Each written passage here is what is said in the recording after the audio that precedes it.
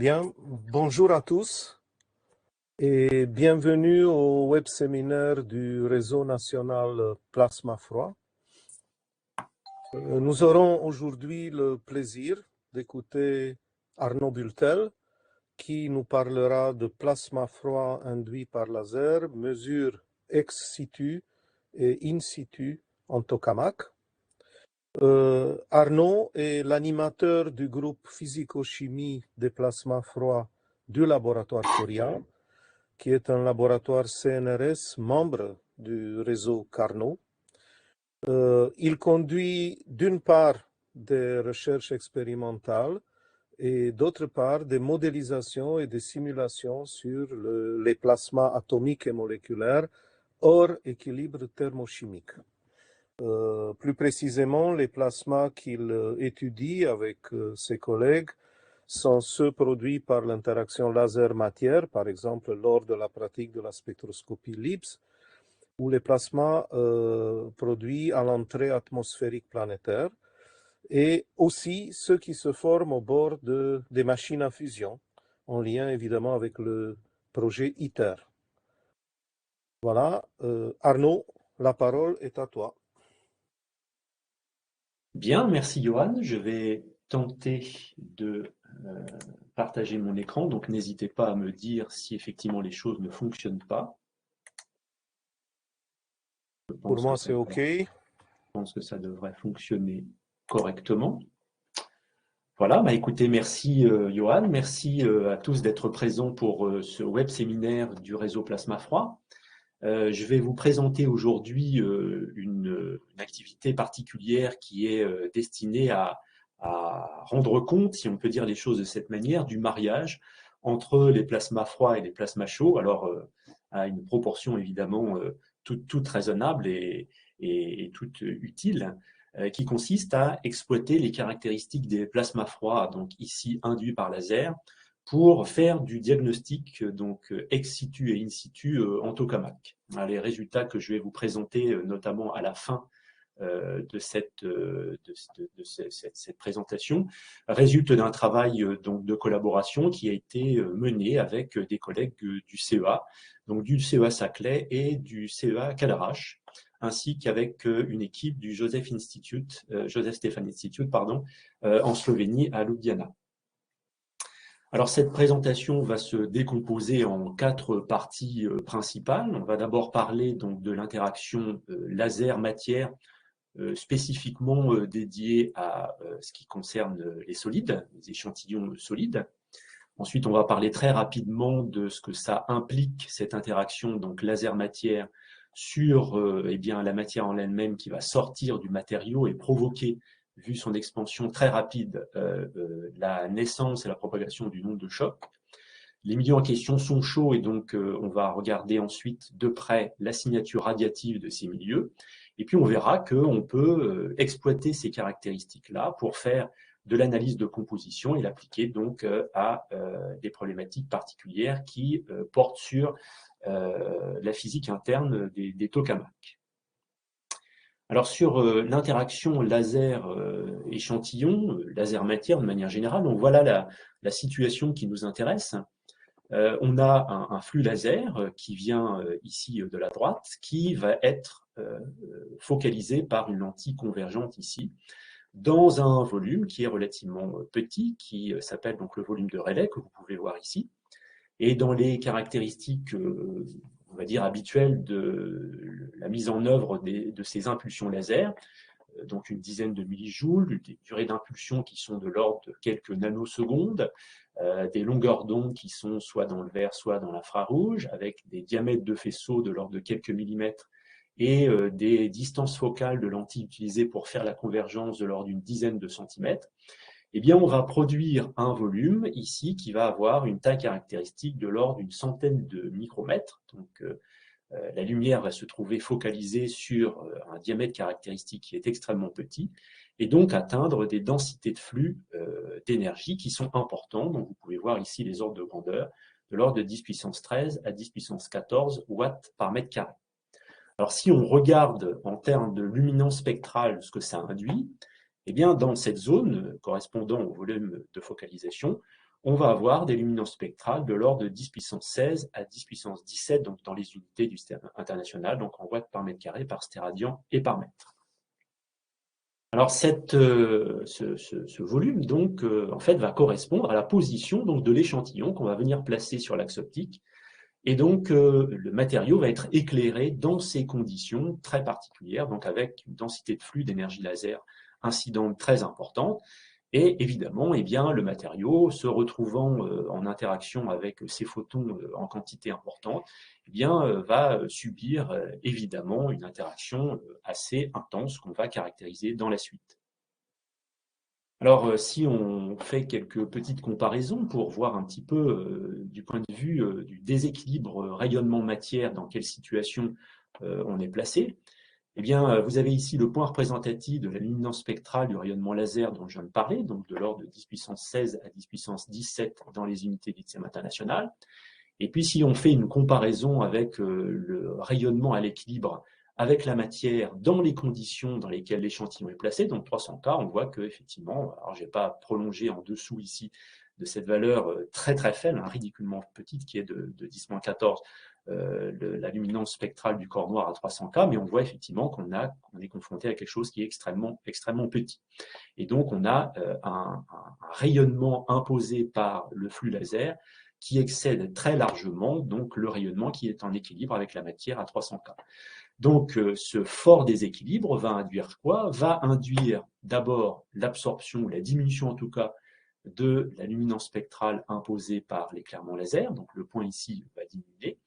Et pour se coupler au rayonnement à l'équilibre avec la matière de l'échantillon qu'on a placé sur l'axe optique, eh bien, la matière va avoir une température qui va augmenter, de telle sorte que le rayonnement de corps noir associé eh bien, augmente jusqu'à être de l'ordre de grandeur de la luminance spectrale imposée par le flux laser. Alors, excusez-moi, je fais rentrer des participants additionnels, voilà. Et donc, cette interaction laser-matière va se faire par l'intermédiaire donc de processus élémentaires particuliers qui sont d'abord donc la photoionisation que vous voyez ici. Donc la photoionisation vient en fait permettre l'absorption d'un photon pour produire donc un électron libre et un ion avec une réduction donc effectivement d'un photon au cours du processus.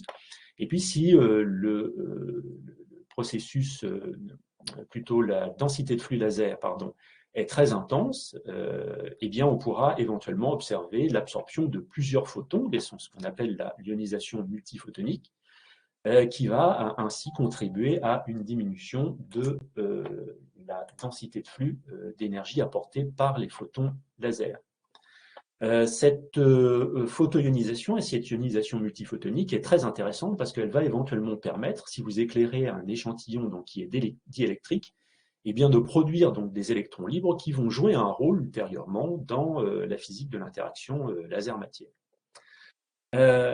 En quoi justement cette interaction peut-elle se faire? Eh bien, essentiellement par d'un processus élémentaire qui porte un nom particulier qui est le Bremsstrahlung inverse. Donc, Bremsstrahlung, un mot allemand qui signifie donc rayonnement de freinage. Et pourquoi en fait il est inverse ce rayonnement de freinage? Eh bien, tout simplement parce qu'au cours de ce processus, un électron va absorber un photon du champ de rayonnement lorsqu'il est en interaction donc avec un lourd, c'est-à-dire soit un atome, soit un ion, et ainsi contribuer à une réduction de la quantité de photons présents. Alors cette absorption d'un photon induisant ou se faisant pendant la conservation de l'énergie va nécessairement permettre à l'électron d'accéder à une vitesse, donc une énergie cinétique supérieure, et donc on va ainsi, de manière collective, réussir à chauffer par augmentation de l'énergie électronique volumique les électrons qui sont présents. Donc, ce faisant, on a effectivement une diminution de la quantité de photons présentes et puis on change finalement, de manière assez profonde, la nature du matériau qui est irradié. Alors, cette augmentation de l'énergie électronique, voilà comment on la calcule.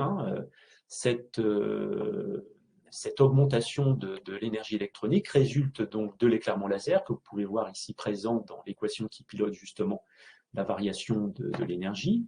Elle est effectivement proportionnelle à la densité en électrons, puisqu'il faut bien qu'il y ait des électrons qui soient présents pour que les électrons absorbent le rayonnement.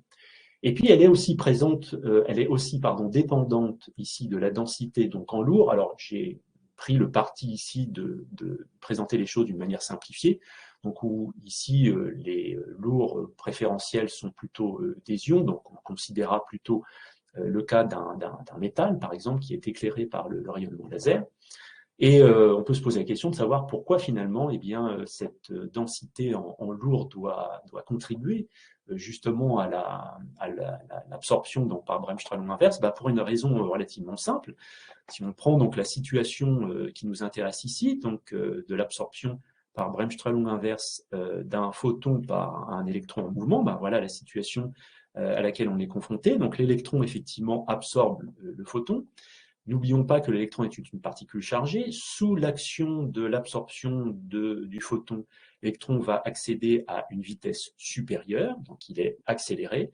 Et comme par déjà la mécanique classique, par l'électromagnétisme de base, toute particule accélérée rayonne, on peut s'attendre à ce que le photon soit réémis finalement par l'électron qui se retrouve accéléré. L'électron se trouvant, compte tenu de la perte de l'énergie radiative, donc décélérée à un niveau de vitesse proche du niveau précédent, et ceci équivaut finalement à la diffusion d'un photon par l'électron qui est présent. Donc s'il n'y a pas moyen d'une certaine manière de stabiliser finalement le mouvement de l'électron, ça ne peut se faire que par interaction avec un lourd, avec un atome ou un ion, le processus n'aura pas pour conséquence l'absorption par le gaz électronique d'un photon présent. Donc la présence des lourds ici est absolument impérative pour permettre en net une augmentation de l'énergie cinétique des électrons et ce faisant, de manière collective, une augmentation de l'énergie électronique. Donc si on a un bon couplage par collision élastique entre les électrons, une augmentation de la température électronique. Alors, juste au passage, ce bon couplage est effectivement réalisé puisque les temps caractéristiques de collision de couplage par collision élastique entre électrons est dans les cas qui nous occupent ici de l'ordre de 10-14 secondes.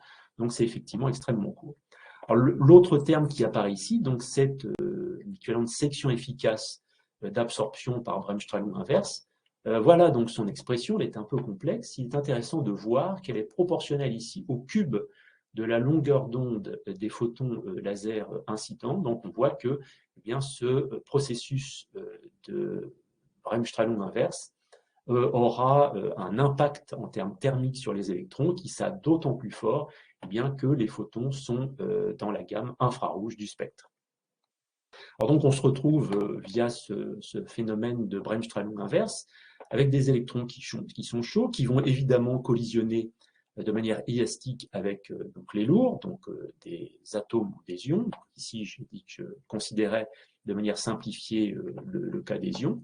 Et ces collisions, les collisions élastiques qui vont s'en suivre, vont induire une augmentation de l'énergie cinétique collective des lourds. Donc, si le couplage par collision élastique entre lourds est garanti, ça va induire une augmentation de la température cinétique des lourds. Alors là encore, les temps caractéristiques de couplage par collision élastique sont courts, donc pas trop de problème sur le sens ou la définition d'une température cinétique des lourds. Et donc le terme d'échange va se traduire par ici un terme qui peut s'écrire sous la forme d'un temps de relaxation de type Landau-Taylor et qui va permettre d'un point de vue théorique de rendre compte de la façon dont effectivement les électrons vont permettre le chauffage des lourds par ces collisions élastiques. Alors l'ordre de grandeur du temps de couplage est l'ordre de 10-12 secondes. Donc si on a affaire à des impulsions de type nanoseconde, donc on est à des échelles de temps qui sont bien supérieures, on aura un très bon couplage entre les électrons et les lourds, si bien qu'il n'y aura pas de déséquilibre thermique entre les électrons et les lourds. Par contre, si on a des impulsions laser qui sont un petit peu plus courtes, par exemple du type picoseconde ou voire femtoseconde, là, on aura un déséquilibre thermique éventuellement important entre les électrons et les lourds, et la notion même d'ailleurs de température pour les électrons ou pour les lourds peut éventuellement se poser. Alors nous, on ne rentrera pas dans ce niveau effectivement de déséquilibre. On a plutôt tendance à travailler sur des impulsions picosecondes, de l'ordre de plusieurs dizaines de picosecondes, voire nanosecondes, et donc on n'a pas trop de problèmes de ce point de vue. La notion de température est relativement satisfaisante ici. Alors, ces phénomènes d'absorption par Bremsstrahlung inverse diminuent la quantité de photons présents. Donc, le canal en fait de transfert de l'énergie, c'est les photons sont absorbés par les électrons, qui par collision élastique donnent donc de l'énergie aux lourds. Donc, on a une augmentation de la température des lourds, avec éventuellement un très beau couplage entre les températures. Ça induit évidemment de devoir travailler aussi sur l'équation de transfert radiatif, à cause de cette diminution du nombre de lourds présents. Et donc, il faudra aussi ici traiter les gradients potentiels de la luminance spectrale à l'intérieur du matériau. Et donc, de manière collective, ces phénomènes d'absorption radiative par Bremsstrahlung inverse vont se traduire par l'existence d'une longueur caractéristique qui s'appelle donc l'épaisseur de peau, qui est ici le rapport entre la longueur d'onde du faisceau laser qui est utilisé, à 2 pi près, et bien la partie imaginaire de l'indice de réfraction, et cette épaisseur caractéristique est de l'ordre, pour les matériaux les plus communs, de l'ordre de la dizaine de nanomètres. Alors, voilà ce qui se passe lorsque notre échantillon est placé donc cette position-là. Il subit effectivement une absorption très importante du rayonnement qui est imposée donc par la convergence du faisceau laser. Et donc, ça va induire une augmentation, on l'a dit, très forte de la température. Et puisqu'on a affaire au début à un solide, un changement de phase, donc d'abord à la fusion, puis ensuite à l'évaporation, voire la vaporisation éventuellement très intense. Vous avez ici donc figuré un zoom donc de la zone justement qui subit l'interaction avec le faisceau laser. En jaune ici, vous avez donc l'épaisseur de peau de l'ordre de quelques dizaines de nanomètres, où s'effectue l'essentiel de l'absorption par le matériau du faisceau laser. Donc les températures ici vont augmenter de manière très importante. Par conduction instationnaire, vous allez avoir un transfert d'énergie au sein du matériau qui va permettre finalement la propagation de l'énergie thermique en son sein. Et puis, vous avez donc au détriment ou au profit plus exactement du gaz qui est autour, donc un apport très important, très intense en matière, compte tenu justement de la vaporisation qui va s'effectuer. Donc cette vaporisation va permettre une diminution assez importante de la quantité d'atomes présents justement dans la couche ici, la couche en jaune, donc l'épaisseur de peau, qui va induire un recul donc, de cette zone pendant donc, un intervalle de temps d'été. Eh bien, vous voyez ici la diminution de la position, plutôt le recul donc, de la position de la zone où l'absorption par Bremsstrahlung inverse s'effectue.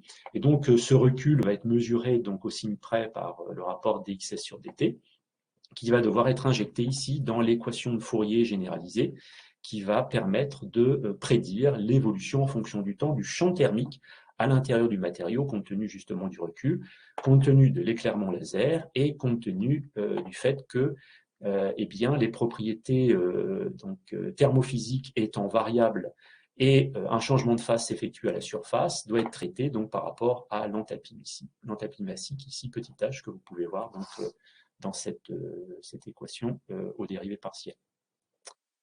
Alors, le changement de phase est effectivement extrêmement rapide. Il peut être tellement rapide que vous pouvez être confronté à des déséquilibres du point de vue de la fonction de distribution en énergie cinétique des particules, donc au sortir ici de l'échantillon, donc avec une rupture ici pour les valeurs positives de la vitesse de la projection, excusez-moi, sur cette direction-là de la vitesse des particules. Donc ici, ça veut dire que juste en sortie, vous avez beaucoup plus de particules qui sortent donc de l'échantillon que de particules qui, au contraire, vont s'y intégrer. Et donc, ça signifie que sur ici plusieurs dizaines de libres parcours moyens, vous allez avoir une zone qu'on appelle la couche de Knudsen, à l'intérieur de laquelle le déséquilibre, effectivement, du point de vue translation, est très intense. Et puis ici, le couplage donc, va s'effectuer avec la phase gaz dans des conditions ici de température et de pression réduite, compte tenu justement de la physique interne de cette couche de Knudsen qui pousse à l'équilibre.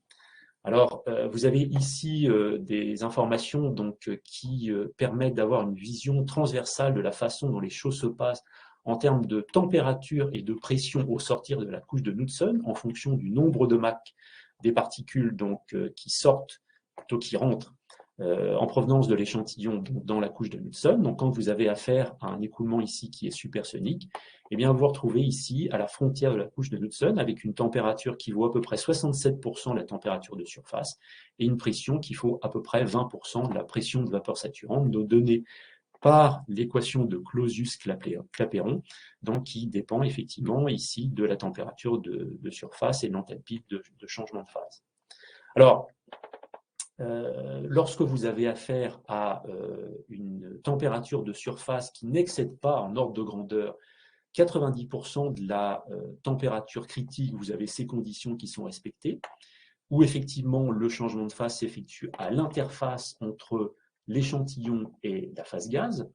Par contre, si vous avez un échauffement qui est extrêmement intense, avec une température qui excède les 90% de la température critique, eh bien, vous allez former des micro-bulles à l'intérieur du liquide et donc vous allez avoir affaire à ce qu'on appelle une explosive boiling, donc une ébullition ou une évaporation donc explosive, donc avec la fabrication de microbules au sein du liquide qui va accentuer considérablement l'intensité du changement de phase. Et puis, si vraiment vous chauffez de manière très intense, eh bien, vous pouvez éventuellement avoir une température qui va excéder le point critique. Et dans ces conditions-là, eh bien, vous avez affaire à un fluide supercritique qui a en première approximation, on va dire, les caractéristiques comportementales d'un plasma. Et donc, l'interface échantillon fluide supercritique, eh bien, sera caractérisée ou coïncidera avec la zone où la température critique est atteinte. Et c'est cette zone-là qui correspondra à l'interface entre l'échantillon et la phase gaz. Alors, donc on fabrique finalement une couche de gaz devant l'impulsion laser qui, je vous le rappelle, donc, est en train d'éclairer l'interface solide-gaz. Donc si la vapeur en question est très dense et si elle est très chaude, éventuellement constituée d'électrons, eh bien elle va absorber le rayonnement laser qui arrive, donc par Bremsstrahlung inverse comme on l'a expliqué tout à l'heure. Et donc, elle va faire écran cette zone et donc ne va transmettre qu'une partie justement de la densité de flux laser incidente. Donc, cette partie transmise se retrouve ici à éclairer donc l'interface échantillon-gaz donc au niveau de l'épaisseur de peau. Une partie va être effectivement absorbée et donc va contribuer à la du verre et au changement de phase potentiel à l'intérieur de l'échantillon. Une autre partie est réfléchie, qui va se retrouver aussi partiellement absorbée par la couche de gaz qui est située en amont. Et donc, vous avez une situation effectivement très complexe ici, où pour finalement savoir ce qui se passe dans l'échantillon, vous êtes obligé aussi de savoir ce qui se passe de manière assez détaillée au niveau donc, de cette couche qui joue le rôle d'écran. Alors, cette situation assez complexe mène à des évolutions assez différentes de donc l'épaisseur d'ablation que vous pouvez voir ici sur ce graphe, donc tracé en fonction de l'irradiance laser. Alors désolé, elle n'est pas exprimée dans les unités du système international, elle est exprimée ici simplement en watts par centimètre carré, où vous pouvez voir que eh bien, quand on augmente l'irradiance laser, eh bien, on passe effectivement par des seuils où les choses s'effectuent de manière très différenciée. Donc si vous êtes ici confronté par exemple donc, pour une impulsion laser dans l'ultraviolet à des irradiances qui sont relativement faibles, eh bien, vous avez des températures de surface de l'échantillon qui n'excèdent pas 90% de la température critique, et vous avez donc une ablation qui est caractérisée par une évaporation qui s'effectue essentiellement sur surface. Et puis lorsque vous franchissez donc ce seuil ici, eh bien, vous passez à des ablations qui correspondent à des épaisseurs donc, qui sont beaucoup plus importantes, donc qui sont de l'ordre de plusieurs microns, et qui vont résulter des phénomènes d'ébullition explosive, donc de fabrication de microbules en quantité très importante à l'intérieur de l'échantillon, qui augmente ainsi la quantité de matière qui se trouve donc vaporisée et qui permet donc l'obtention de ces épaisseurs d'ablation supérieures. Lorsque vous passez à des impulsions qui sont plutôt dans le vert, eh bien, vous avez exactement le même phénomène qui se produit. La seule différence, c'est qu'ici, eh bien, le seuil passant donc d'une vaporisation, on va dire les choses de cette manière, tranquille à une vaporisation donc accentuée, beaucoup plus rapide, et qui résulte dans la production de microbules donc, au sein du liquide, eh bien, est observé pour des irradiances qui sont supérieures, tout simplement parce que eh bien, vous avez ici, pour cette longueur longue-là, une efficacité accrue du Bremsstrahlung inverse pour la couche qui fait écran à l'impulsion laser. Et donc, il faut avoir une irradiance laser supérieure pour avoir la possibilité d'accéder à des températures de l'ordre de la température critique à la surface du liquide et pour permettre l'obtention de l'ébullition explosive, ce qui fait que vous avez un recul ici du seuil. Et puis ici, au lieu d'éclairer par un faisceau dans le vert, on éclaire avec un faisceau qui est donc de longueur d'onde à peu près de l'ordre du micron, donc on est dans l'infrarouge. Et bien là, on ne réussit pas en fait à obtenir des températures à l'interface solide-gaz suffisamment importantes, donc de l'ordre de la température critique pour observer la production de microbules, et on reste ici donc confronté à des ablations qui sont tout à fait typiques donc de ce qu'on a vu pour les régimes précédents, donc en deçà du seuil, où finalement c'est la vaporisation classique qui s'effectue à l'interface qui est responsable de la profondeur d'ablation. Donc voilà, en conclusion, ce qu'on obtient dans ces conditions-là, on obtient donc une ablation qui peut être éventuellement très intense, hein, on l'a vu ici, et qui va donc correspondre sur la durée d'impulsion à une sortie rapide d'une quantité de matière éventuellement assez conséquente, donc dans la phase gaz. Alors cette sortie extrêmement rapide, à quel ordre de grandeur de vitesse s'effectue-t-elle? Eh bien, les vitesses de sortie des matériaux qui se trouvent, donc du matériau qui se trouve donc ablaté ici au niveau de l'interaction laser médiaire, de l'ordre de la dizaine de kilomètres par seconde dans les conditions classiques.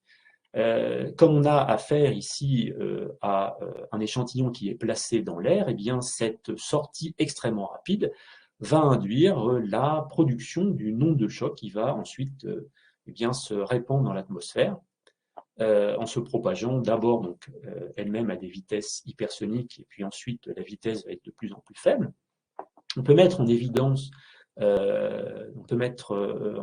point de vue visuel donc cette caractéristique de sortie extrêmement intense du matériau et de production d'une choc à l'aide d'un dispositif donc de visualisation, je viens de le dire, donc par ombroscopie laser ou par strioscopie, donc par Schlieren, en fait, qui permet, donc ces deux méthodes de diagnostic sont complémentaires, d'une part de voir effectivement l'onde de choc produite, vous avez ici l'onde de choc visualisée donc à 10 nanosecondes, donc très peu de temps après le fait que l'impulsion laser a donné son énergie au matériau, et puis vous la voyez ici donc continuer un petit peu plus tard donc sa trajectoire, donc son expansion est manifeste ici, vous la voyez à 240 nanosecondes et puis ici à 320 nanosecondes.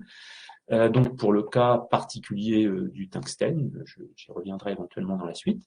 Alors par donc ombroscopie, on ne voit pas nécessairement la structure interne. Il est intéressant donc de mettre en œuvre un montage strioscopique pour voir donc ici une zone particulière qui a été donc surexposée, qui est en rouge, qui est ce qu'on appelle donc la zone de contact ou la surface de contact, qui correspond à une zone où la densité est importante, à la jonction entre le matériau qui a été ablaté ici du fait de l'irradiation laser. Donc le matériau ablaté en fait se trouve dans toute cette zone ici, jusqu'à la zone marquée en rouge, et au-delà, entre la zone marquée en rouge et puis l'onde de choc, donc entre cette zone-là et ici l'onde de choc, eh bien vous avez de l'atmosphère extérieure qui s'est trouvée choquée, qui du coup correspond finalement à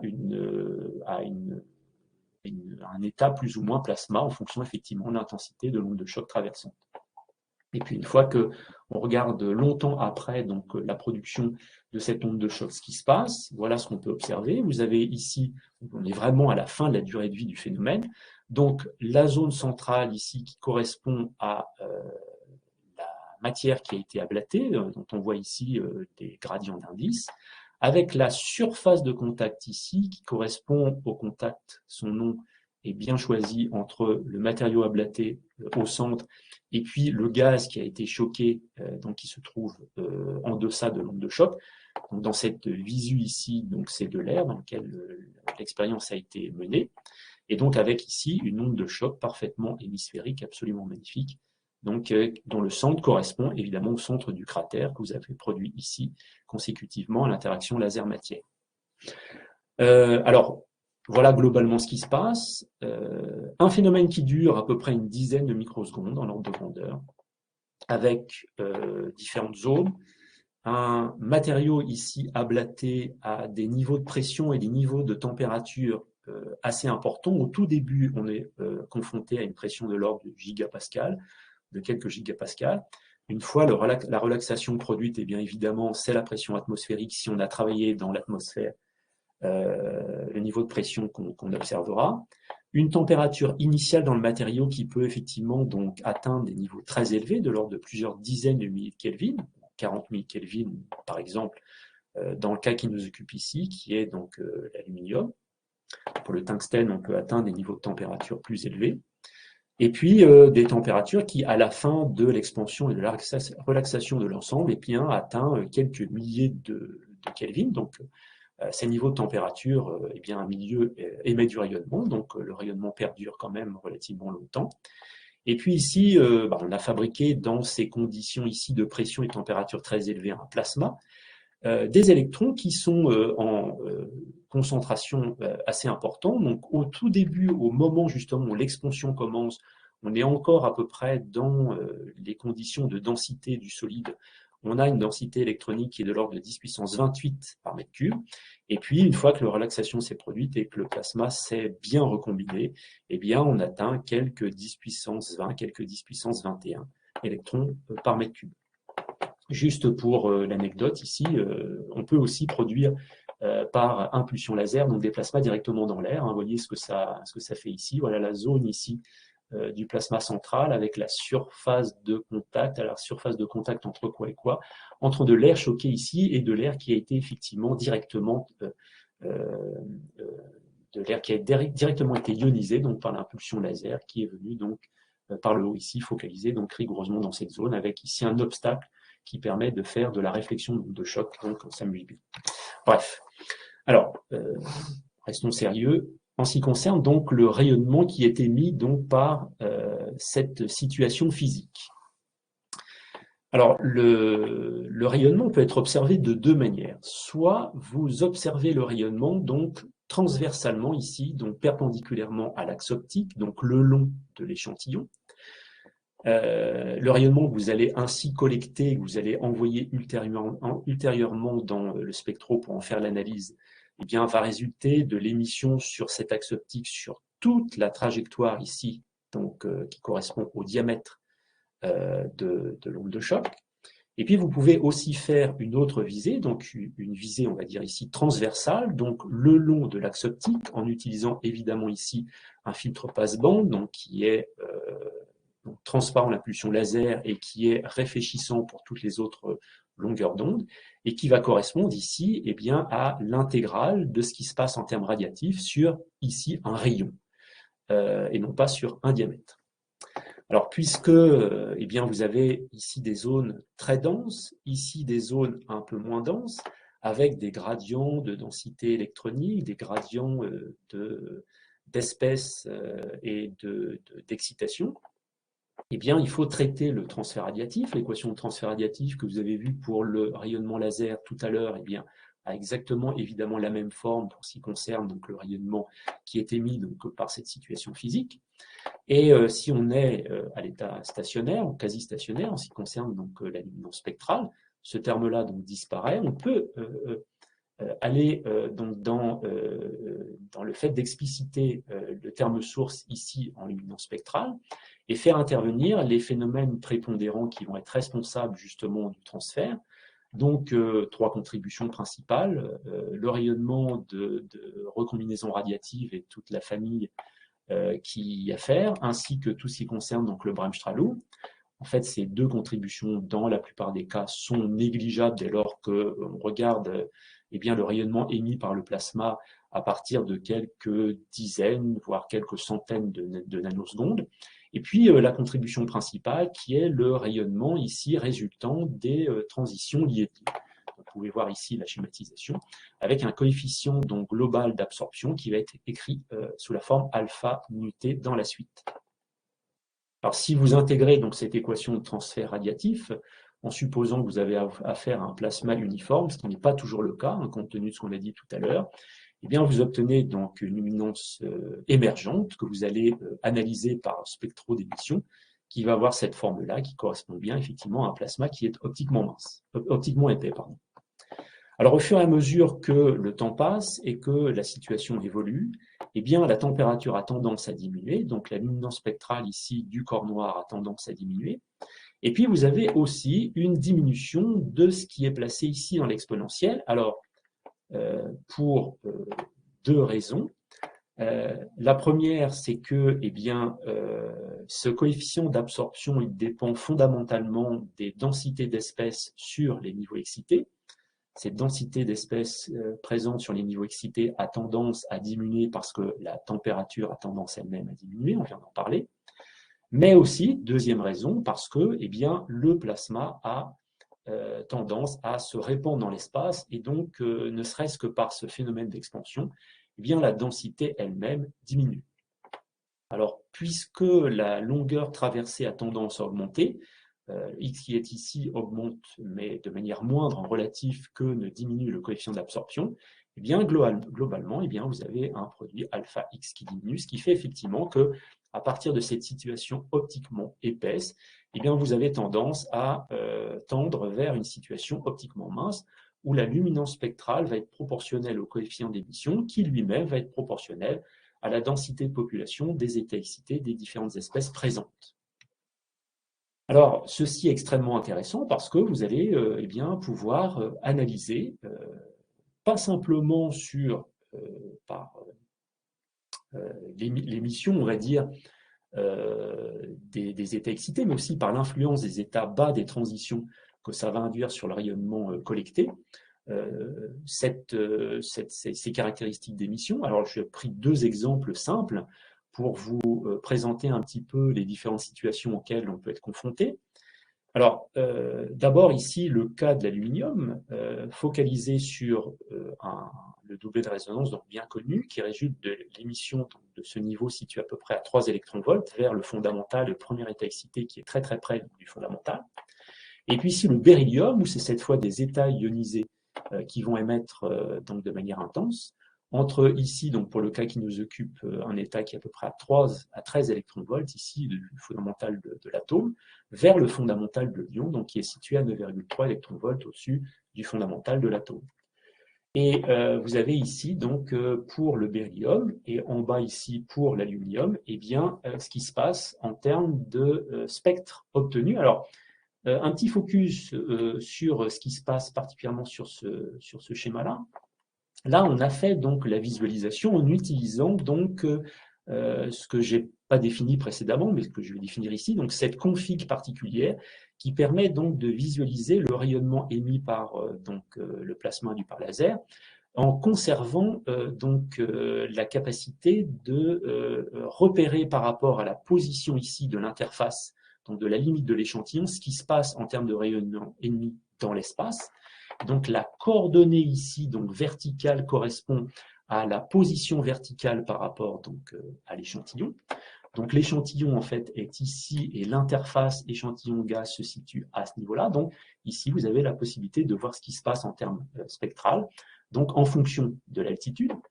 Et on a donc dans ce cadre rouge, j'espère que vous le voyez bien, eh bien donc fait intégration en luminance pour voir du coup ce qui se passe sur le spectre. Donc vous l'avez ici, vous voyez clairement effectivement émerger donc ces raies de 0 ici. Donc là vous êtes au niveau donc quasiment nul de luminance spectrale. Et vous voyez ici, alors j'espère que vous le voyez, là et là, correspondant à ces traits ici qu'on voit donc sur le côté au niveau de l'image spectrale, eh bien l'absorption d'aluminium neutre situé autour, ici, du plasma, donc dans le bord du plasma, compte tenu de la recombinaison et de l'ablation qui s'est produite. Donc ça, c'est une absorption qui résulte de l'effet des bords froids. Alors on ne voit pas cette absorption-là de la part des bords froids sur le beryllium, puisque le beryllium, en fait, les raies qui m'intéressent ici, sont des raies qui ont été donc émises par l'ion, en conséquence de quoi, eh bien, au fur et à mesure que on regarde ce qui se passe en périphérie, eh bien, la température diminuant, eh bien, on tend vers une diminution très importante de la densité de population du niveau fondamental des ions, qui ne va jamais être en conséquence suffisamment important pour avoir un effet similaire à ce qui se passe ici sur l'aluminium. Donc, les phénomènes d'absorption qu'on va pouvoir y observer vont résulter simplement de l'auto-absorption, c'est-à-dire sur le trajet optique, de la présence d'une densité importante donc, en ions sur le fondamental, sur la trajectoire. Alors ici, vous avez une visualisation de l'effet de cette auto-absorption sur des raies de beryllium. Alors ici, on n'a pas utilisé cette config-là, mais on a utilisé cette config-là. Bon, il n'y a pas de plus à en dire. Et donc, vous voyez effectivement ici qu'il se passe des choses au niveau donc, des raies, de ces raies, avec donc une forme ici des raies qui est relativement éloignée d'une forme purement lorentzienne qui devrait être celle observée compte tenu du fait qu'on a affaire à des raies qui sont essentiellement élargies par effet Stark. Donc ces profils ici et cette forme-là résultent effectivement d'auto-absorption et non et n'est pas explicable par l'absorption donc des bords froids qu'on a mis en évidence donc pour l'aluminium. Je donne beaucoup de détails, mais ça peut être intéressant effectivement pour ceux qui sont confrontés à ce type de phénomène de garder ça à l'esprit. Alors, que peut-on faire avec ça? Donc, on traite le rayonnement donc, en utilisant autant que possible, puisqu'on va travailler sur une gamme spectrale assez étendue, en réalisant donc une calibration relative en luminance spectrale. On va autant que se faire essayer de travailler sur l'auto-absorption des transitions étudiées pour avoir la possibilité d'estimer l'intensité complète des raies indépendamment de cette auto-absorption. On va autant que se faire travailler avec des transitions pour lesquelles les coefficients d'Einstein d'émission spontanée sont les plus précis possibles. Et puis, on va aussi essayer de déterminer la densité électronique à partir de l'élargissement Stark. Et avec tout ça, eh bien, on est capable de tracer donc ce qu'on appelle un diagramme de Boltzmann, qui est l'évolution mesurée donc expérimentalement en fonction de l'énergie d'excitation des états responsables par émission des raies observées. Donc, on trace en fonction de cette énergie le log d'une fonction qui est donc dépendante ici de l'intensité des raies. On effectue ça donc pour ici les atomes et ici pour les ions, et on peut constater effectivement si on a affaire ou pas à une distribution qui est linéaire. Alors si la distribution est linéaire, ça veut dire que l'équilibre de Boltzmann est réalisé, donc en utilisant cette interpolation-là qui résulte de la loi de Boltzmann, on peut accéder ici à la température qui sera proportionnelle à l'inverse de la pente des droites d'interpolation. Donc ici, vous avez une température qui vaut 13 000 K et ici une température qui vaut un petit peu moins que 13 000 K, donc qui se recoupe ici relativement bien avec ce qu'on peut obtenir pour les atomes. Et puis, si on a une densité électronique suffisamment importante, on peut s'attendre à ce que l'excitation des ions ici, l'excitation des atomes étant donc pilotée par les collisions électroniques, ces collisions aussi induisent un bon couplage à l'ionisation et permettent le respect de la loi d'équilibre de Saar. Et donc, en traitant aussi l'équation d'équilibre de Saar avec un terme ici particulier, qui va être un terme correctif pour ce qui se passe ici dans le diagramme de Boltzmann, on va pouvoir accéder à un diagramme dit de Sarah-Boltzmann où tous les points vont pouvoir être mis en correspondance les uns avec les autres. Ça se fait au prix d'un décalage des points ici des ions relativement à l'énergie d'ionisation. Et eh bien, si tous ces points se répartissent le long d'une droite, eh bien, ça suggérera d'une part qu'effectivement l'excitation et l'ionisation est pilotée donc par des collisions électroniques, et que l'équilibre étant réalisé, eh bien, le couplage s'effectue à une température qui sera la température électronique. Donc, ceci a été fait à partir effectivement des points expérimentaux que vous pouvez voir ici, avec une réduction à la clé de l'incertitude sur la détermination de la température, et au final, donc la température obtenue. Donc, c'est un papier très intéressant d'Aguilera. Je vous incite à aller donc le consulter. La température donc obtenue est donc de l'ordre de 13 000 Kelvin, évidemment tout à fait cohérente et compatible avec ce qu'on a obtenu ici. Alors, ces diagrammes de Sarah-Boltzmann peuvent être exploités de manière systématique. On l'a fait ici donc pour l'aluminium. Donc, autant vous voyez ici sur les neutres que sur les ions, on a la possibilité d'avoir un nombre de points assez important et sur une gamme d'énergie d'excitation relativement large, ce qui permet d'avoir une bonne précision sur la température issue de l'exploitation de ces diagrammes de Sarah-Boltzmann. On peut voir ici, donc, d'un graphe de Sarah-Boltzmann à l'autre, l'effet de la densité électronique sur le couplage en ce qui concerne les ions. Alors, sur les neutres, vous ne voyez pas beaucoup de différence. Les points sont à peu près tous également répartis d'un cas de figure à l'autre par rapport à la droite d'interpolation. Par contre, on voit ici pour les ions qu'à mesure que la densité électronique augmente, on passe ici de 4 10 puissance 23 par mètre cube à peu près 7 10 puissance 23 par mètre cube, les points représentatifs de l'état des ions se rapprochent de la droite d'interpolation. Ici, effectivement, l'accord est extrêmement bon. Ça veut dire qu'à mesure que la densité électronique augmente, eh bien, le couplage il est de plus en plus efficace. Et ceci est réalisé ici par une impulsion laser qui est plus énergétique, qui donc va mener à des températures de plus en plus importantes du plasma induit par laser. Et on voit effectivement l'effet ici, on est à peu près à 11 500 K.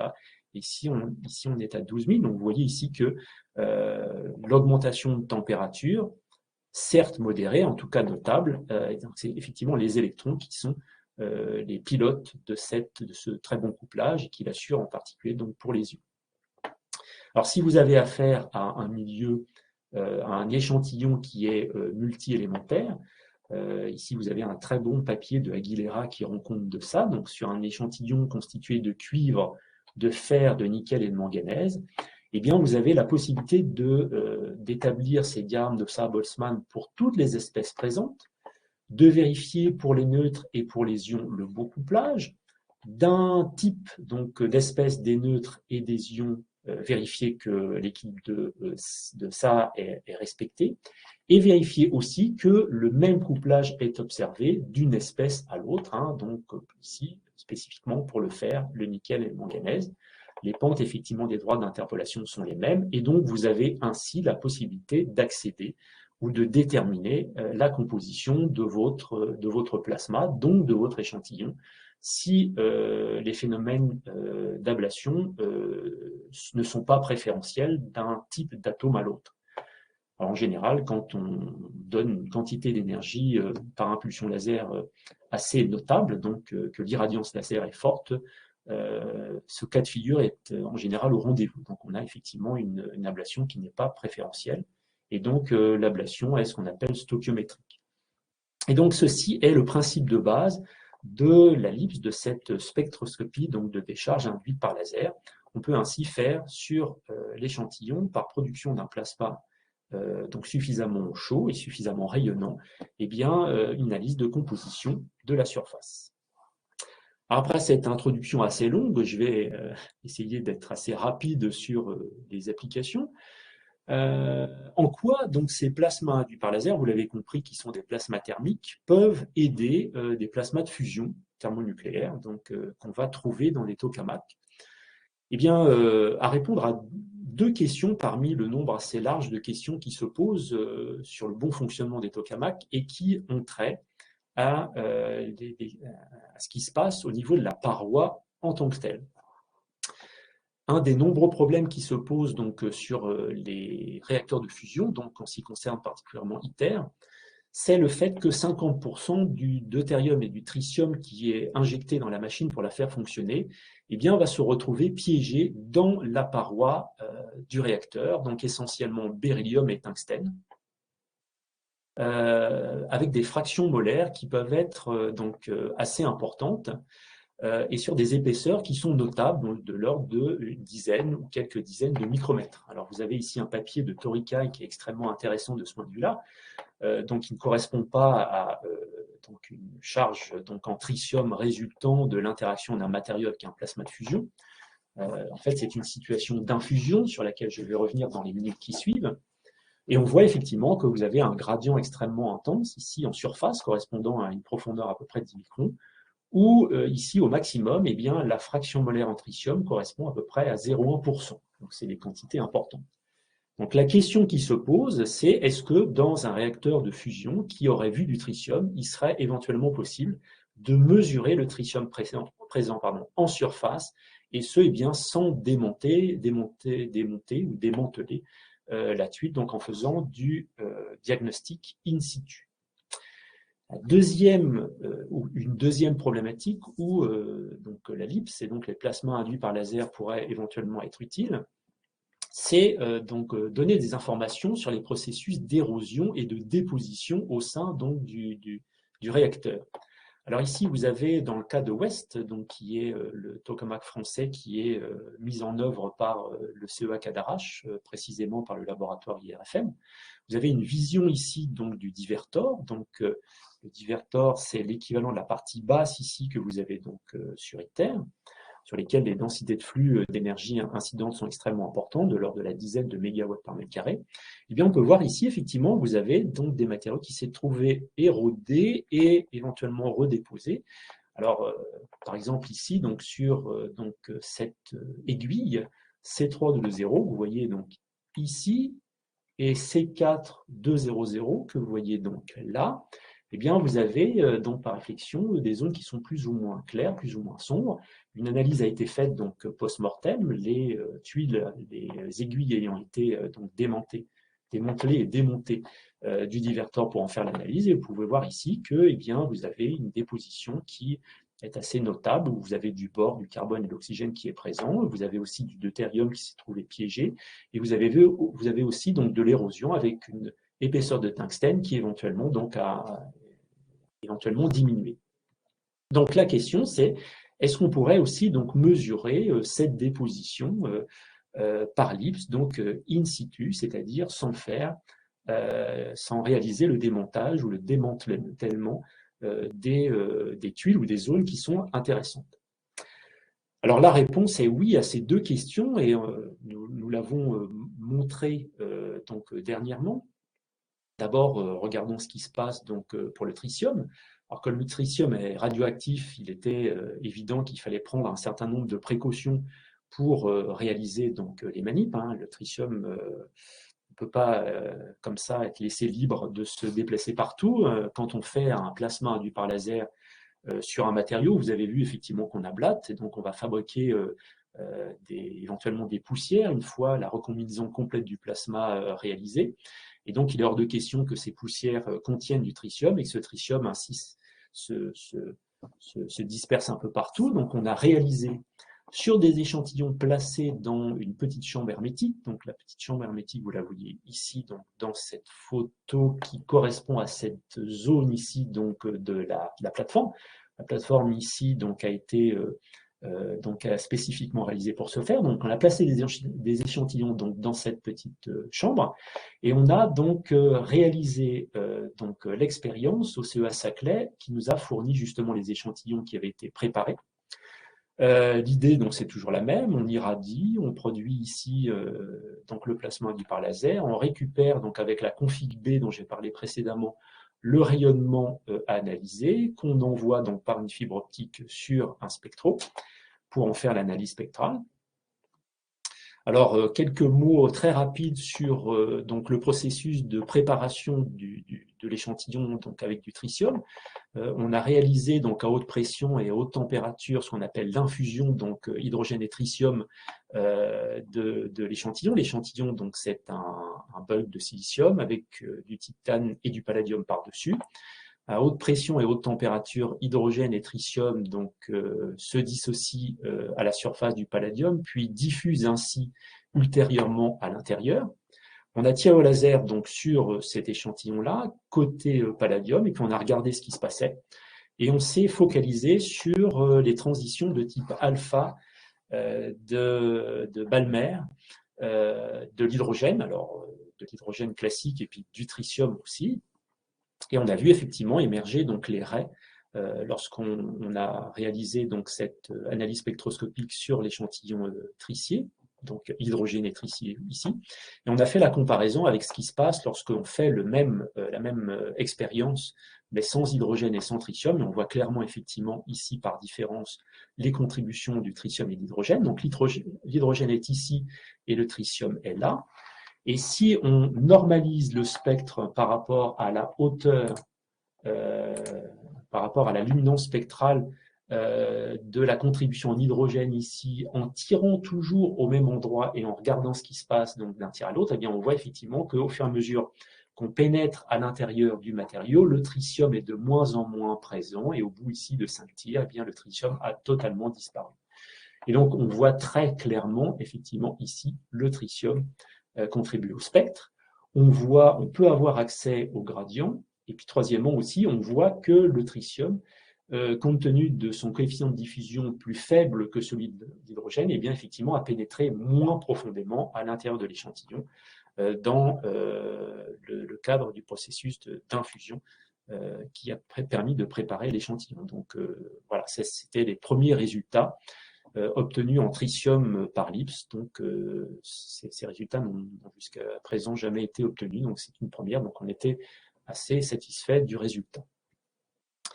La deuxième vérification, si on peut dire, de ça, c'est qu'on est capable aussi de reconstruire le spectre. On est dans des conditions pour lesquelles on s'est placé, en tout cas, dans ces conditions pour qu'on puisse recalculer complètement le spectre, excusez-moi. Et donc, ce spectre a été recalculé complètement, donc avec les bases de données dont nous disposons. Donc, c'est le graphe que vous pouvez ici voir tracé en noir. Superposé donc au graphe en rouge, qui est le graphe expérimental, et vous pouvez voir ici que l'accord est très bon. Les conditions dans lesquelles on s'est placé, c'est les conditions d'équilibre thermodynamique local, avec le transfert radiatif donc, traité par l'équation de transfert dont j'ai parlé précédemment. Et ce faisant, on a ainsi eu la possibilité d'accéder à un dosage finalement en tritium et en hydrogène. Donc, sur le premier tir que j'ai présenté sur la slide qui précède, et donc, on a obtenu une fraction molaire de 40% atomique en tritium et 20% atomique en hydrogène, donc avec une saturation donc quasi complète de l'échantillon en hydrogène et en tritium, qui était plus ou moins l'objectif visé compte tenu des conditions de préparation de l'échantillon dans lesquelles on s'était placé. Alors sur la deuxième question donc de la déposition, l'IRFM, donc à l'intérieur du tokamak ouest, dispose d'un bras téléguidé depuis pas mal de temps maintenant, qui permet donc de faire du diagnostic in situ. Alors vous pouvez voir ici sur cette photographie donc le bras téléguidé ici à l'intérieur donc de West, muni à son extrémité donc d'un système qui est ici donc une petite caméra de visualisation. Cette partie-là peut être donc modifiée, on peut plugger dessus un peu tout type de diagnostic. Et donc l'idée qui était sous-jacente, c'était bien d'installer un diagnostic LIPS pour aller faire du diagnostic in situ dans West à l'aide de ce bras téléguidé. Alors ce bras existe depuis pas mal de temps, il sera copié, si on peut dire les choses de cette manière, plus ou moins in extenso dans le cas d'ITER, puisque vous avez ici le design du Multi-Purpose Deployer qui fera plus ou moins le même travail donc dans ITER à terme. Alors, donc nous avons muni dans le cadre du projet Ex Libris, donc mené avec les collègues du CEA Saclay et évidemment du CEA Cadarache, donc s'agissant de Manip dans l'Ouest, un système ici au bout du bras, donc muni de toute l'optique nécessaire et de fibres permettant donc de convoyer l'impulsion laser et puis de faire la focalisation sur le diverteur qui est placé dans la partie basse ici, et de collecter donc la lumière émise par le plasma induit par laser à cet endroit-là, donc vers l'extérieur, donc vers le spectro donc qui était déporté. Et donc voilà une petite photographie sympathique de l'expérience, hein, donc ici avec comment est-ce qu'on pourrait l'appeler, le bâti donc du bras téléguidé, télécommandé qui donc s'insère ici à l'intérieur ici du tokamak, dont vous pouvez voir ici le mur externe.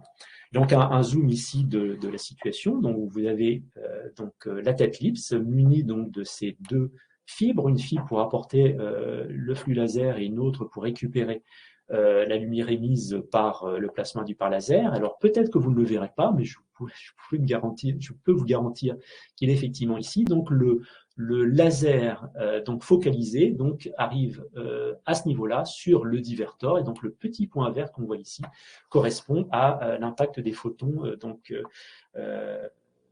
focalisés sur le divertor pour en faire l'analyse. Voilà ce qu'on observe du point de vue spectroscopique dans deux gammes intéressantes, où on voit donc une quantité de raies assez conséquente, constituée de transitions correspondant soit à des raies neutres, soit à des raies ioniques du tungstène. Vous avez des raies du bore, vous avez des raies du molybdène, et aussi des raies d'argent, compte tenu des diagnostics qui sont utilisés à l'intérieur du tokamak ouest. Vous avez aussi du nickel, etc. Et donc, on a, en faisant l'expérience, réussi à doser tous ces éléments, donc tungstène, molybdène, bore, nickel, argent, carbone et cuivre, donc en fonction du nombre de tirs, donc qui correspond à peu près à une profondeur accrue, donc au fur et à mesure. Alors c'est pas très clair ce que je dis, il faut pas m'excuser.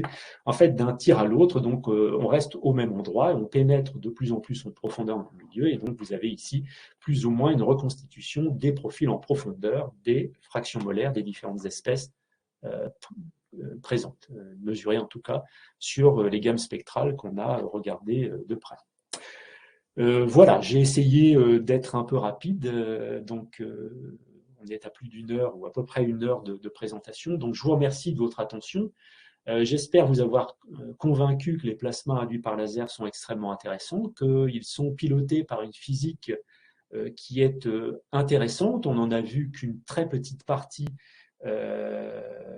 en début de présentation, et puis utile aussi, utile notamment donc ici pour le diagnostic des parois qui constituent donc les réacteurs de fusion thermonucléaire, et c'est la raison pour laquelle j'avais pour rappeler cette fable que vous connaissez peut-être, qui est Le lion et le rat de Jean de La Fontaine, parler du fait qu'on avait souvent besoin d'un plus petit que soi. Effectivement, ici, un gros tokamak avec des plasmas très énergétiques peuvent éventuellement avoir intérêt à interagir avec des petits plasmas induits par laser, des petits plasmas thermiques qui, je vous le rappelle, en termes de taille caractéristique, n'excèdent pas quelques millimètres.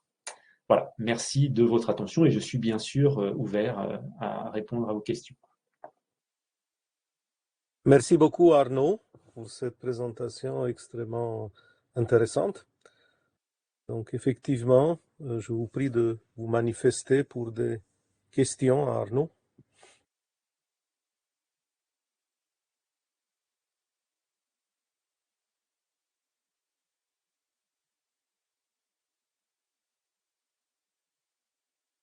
Alors,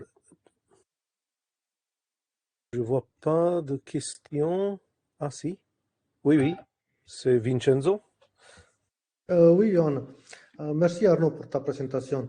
En fait, concernant la radiation de freinage, il se fait qu'avec les atomes ou avec les molécules aussi?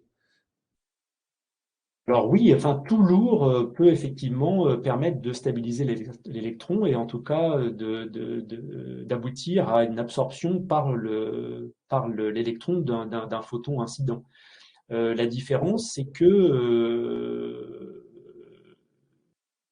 dans les conditions qui nous intéressent, on est confronté à des niveaux de température quand même très élevés. On a très souvent euh, un taux de dissociation qui est assez important et donc du coup la présence de molécules ne va pas jouer un rôle D'accord. fondamental.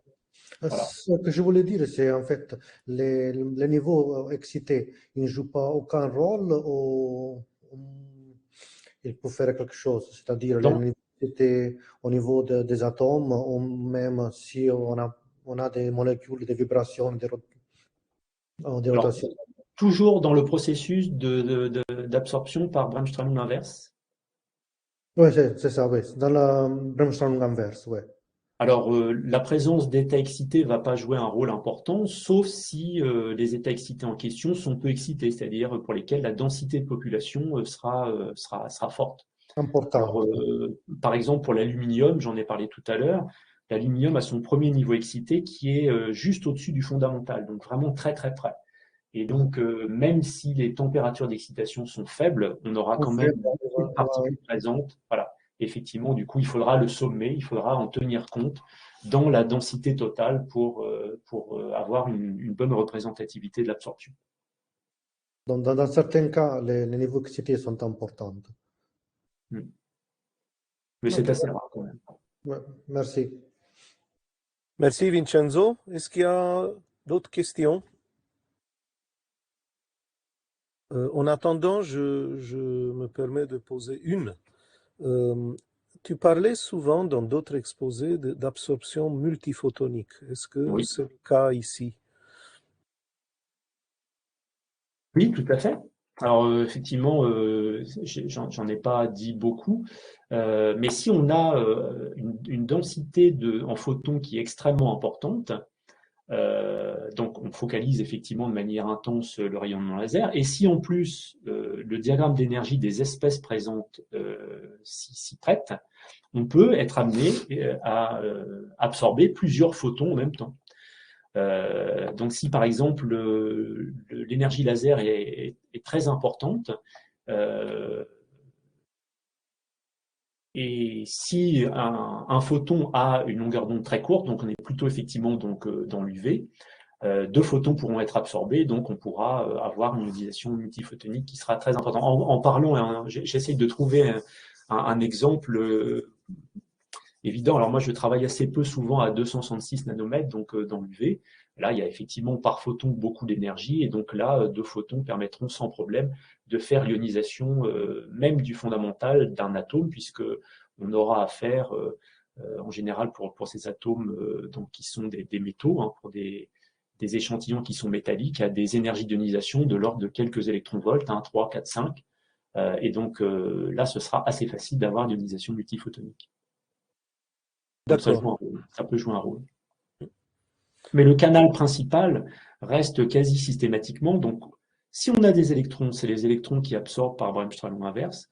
Si on n'en a pas, les premiers sont produits effectivement par ionisation multiphotonique. Et puis, dès qu'ils commencent à être en nombre suffisant, eh bien, c'est l'absorption le Bremsstrahlung inverse qui prend le relais, qui chauffe du coup les électrons. Les électrons sont plus efficaces par collision pour faire l'excitation et l'ionisation, donc vous avez avalanche électronique, et donc c'est ça qui prend le relais. En fait, l'ionisation multiphotonique est vraiment là pour amorcer la pompe, pour être vraiment là au départ. Et après, c'est d'autres collisions, d'autres phénomènes élémentaires qui prennent le relais. D'accord. Est-ce qu'il y a une autre question? En attendant toujours, je me permets de faire une remarque. On a souvent discuté avec Arnaud de ça, mais peut-être que tout le monde n'est pas au courant. Des expériences sur beryllium constituaient il y a quelques années presque une mission impossible. Donc, je sais que tu as travaillé beaucoup pour réaliser ton laboratoire sur beryllium. Quelles sont on va dire, les caractéristiques particulières de ces expériences, comment tu as pu surmonter certaines difficultés liées à la toxicité de plusieurs points de vue, etc. Alors, quand on réalise l'interaction laser-matière, on fait de l'ablation et effectivement, on produit en phase gaz des atomes qui peuvent avoir des conséquences en termes de santé publique, donc il faut prendre des précautions. Alors, ce qu'on va faire systématiquement, c'est qu'on va réaliser nos expériences dans des petites chambres hermétiques. Alors, j'ai montré ici la petite chambre hermétique pour les travaux qu'on a réalisés donc sur un échantillon tritier, donc avec du tritium à l'intérieur. On peut aussi utiliser ce type de chambre avec des échantillons de beryllium. Donc cette chambre munie, ou ces chambres sont munies donc de fenêtres au travers desquelles on peut envoyer les impulsions laser. Et comme elles sont hermétiques, eh bien les poussières, les atomes qui sont produits par ablation vont y rester confinés. Donc toutes les expériences faites de cette manière-là vont permettre d'éviter la dissémination de beryllium. Et puis une fois que les expériences sont terminées, qu'est-ce qu'on fait? Eh bien, on peut nettoyer la chambre en injectant, donc c'est les tubes qui sont ici, hein, en injectant justement eh bien, une solution, par exemple acide, qui va dissoudre les poussières métalliques et éviter aux poussières, lorsqu'on va ouvrir la chambre, eh bien, de se trouver dispersées. On récupère donc le liquide dans lequel les poussières ont été dissoutes et eh bien, ça devient un déchet et puis on traite le déchet en conséquence. Et donc voilà, on évite la contamination, la dissémination de ces matériaux présentant des problèmes de santé publique. D'accord. Merci. Est-ce qu'il y a d'autres questions? Alors, je vois une question. Je ne sais pas si tu vois le Oui, chat. Hein, oui, enfin, oui, je la message, vois. Ouais. discussion publique. Je vois une question de Adi. Oui. Donc, j'ai une question. Comment savoir le taux d'ablation, particulièrement sur les matériaux mixtes? Alors, c'est une très, très bonne question parce qu'effectivement, dans les profils que j'ai montrés ici, voilà, en fait, on reste en numéro de tir et donc il faudrait pouvoir faire la conversion en microns, en profondeur dans l'échantillon. Et ça, c'est extrêmement difficile. Pourquoi? Parce que en fonction du numéro de tir, même à propriété, on va dire, du matériau uniforme, donc même structure, même composition, etc., eh bien, ce qu'on appelle le taux d'ablation, c'est-à-dire la quantité de matière qui est donc ablatée par tir, est modifié. Pour les raisons simplement d'éclairement laser dans ce qui devient finalement un trou, en tout cas donc un cratère. Et il faut pouvoir faire une mesure en fait ex situ pour, donc par exemple au microscope, pour avoir une donnée précise là-dessus. Et donc, pour l'instant, c'est un peu un angle mort sur la détermination des profils. Il faut faire une mesure additionnelle au microscope pour être capable de savoir à quelle profondeur correspond tel numéro de tir. Alors, sur les matériaux mixtes, donc j'imagine, Adi, que tu poses la question d'un matériau qui est composite, c'est-à-dire multicouche ou des choses comme ça. Eh bien là, c'est encore pire, puisque malheureusement, on n'a déjà pas quelque chose d'uniforme, un matériau qui l'est lui-même. Donc, pour un matériau composite, eh bien, le problème se posera. Il faudra aussi faire des mesures par microscopie pour avoir cette information. Merci. Est-ce qu'il y a d'autres questions?